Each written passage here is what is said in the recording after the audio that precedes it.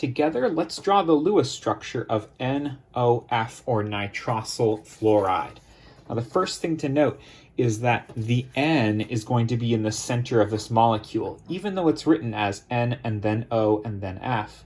The N is in the center. The reason is, generally, the closer an atom is to this group where carbon is, I usually just say the closer to carbon that it is, the more likely it is to be at the center of the molecule.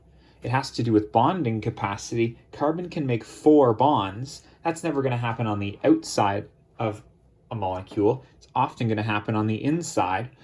Nitrogen can handle usually 3 bonds, oxygen 2, fluorine just 1. Nitrogen can make the most bonds, and thus it's probably at the center of the molecule. So let's put the N down in the center, put the O and the F on the outside.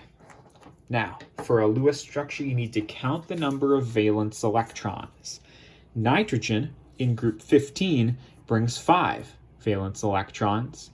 Oxygen in group 16 brings 6. Fluorine brings 7. These are the numbers of electrons in the outer shell. They matter more than the inner electrons because this is where the bonding happens. So, for the number of valence electrons, nitrogen brings 5, oxygen brings 6, fluorine brings 7. When you combine those together, you get 18 electrons total that we're going to have to account for here. The way that I draw Lewis structures is to create bonding pairs first. That is, I put 2 electrons to combine the O and the N with a covalent bond, and 2 to combine the N and the F. That is 4 electrons total so far. 1, 2, 3, 4. Then I fill the octets on the outer atoms. 5, 6, 7, 8, 9, 10, 11, 12, 13, 14, 15, 16. And if there are extras, and there are, I only have 16 electrons here and I need 18 total, I dump them on the center atom. 17, 18. So this is close to the final Lewis structure, but we need to make sure that all of these satisfy the octet rule.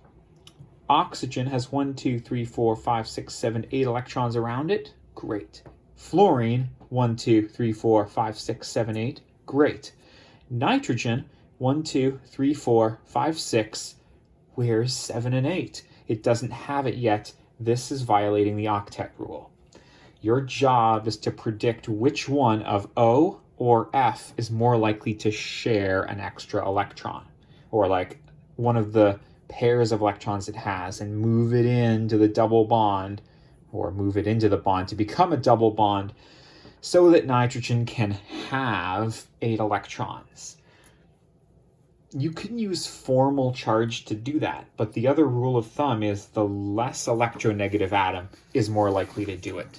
Fluorine is the most electronegative atom. It's hungriest for electrons. Oxygen is slightly less electronegative, periodic trends. So the 2 electrons extra that will need to get shared with nitrogen probably come from oxygen. Bam.